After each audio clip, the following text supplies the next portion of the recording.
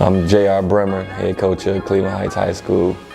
This is my third year, in the middle of my third year right now. And born and raised here in Cleveland Heights, went to Cleveland Heights, won a state championship here for Cleveland Heights, the only one that we have. So what's unique for me and that some other coaches might not have, I can relate to every single player that I have.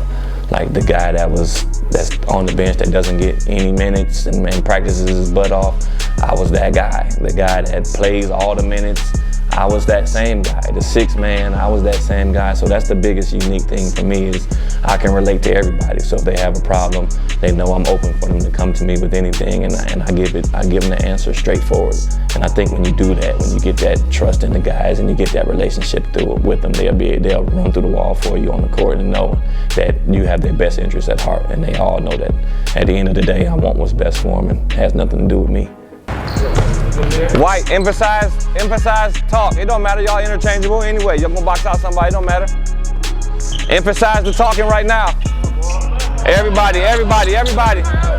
Communication is the biggest key to everything for me, especially the way that I play basketball. Like I want my team to play defense, I want them to be aggressive, and I want them to be in certain spots. And for the guys to be aggressive, they gotta hear that their teammates have their back and they're in the right spots, knowing that if they get beat, their teammate is gonna be there to help. So that's the main thing about communication. And then off the court is just as important. You gotta be able to talk to your players, talk to your friends, talk to your teammates, talk to the guys who you don't talk to as much, because it builds those relationships. It builds trust within each other, and you can become comfortable. Like I can go to any of my teammates and say anything, and they can come to me and say anything, and it makes you become a family.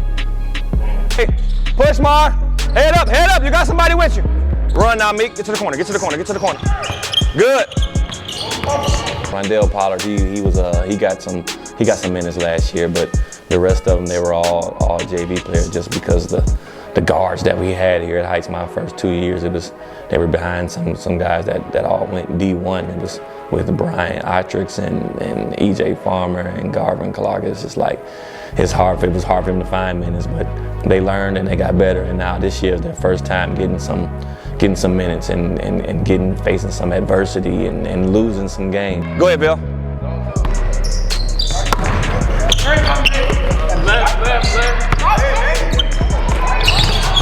Good. You know, they've been under the radar. Not too many people know about them, and they're some really good players. Even to start this season, we were kind of the laughing stock of Northeast Ohio. Everything was all Cleveland Heights rebuild, and we don't hear anything about that.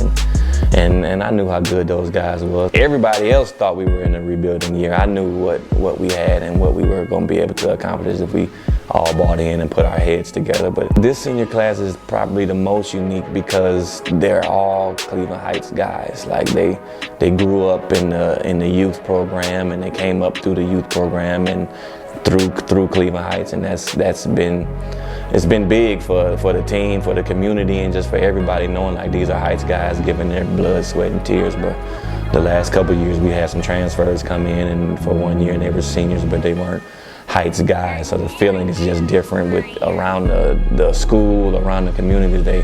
I'm like, they can look at these guys like, man, I saw him when he was this big, and I see that a lot. We'll get pictures when the kids were in Mike and dude, they were in 4th grade. It was a picture that they had together.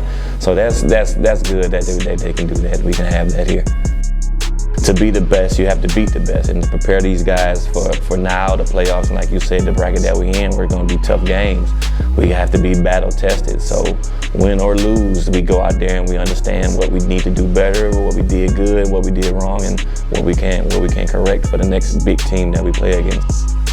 One of the biggest things is getting into the mindset now is win or go home. You don't have the opportunity to take an offensive play off. You don't have the opportunity to take a defensive play off, because that play that you take off could be part of winning or losing the game.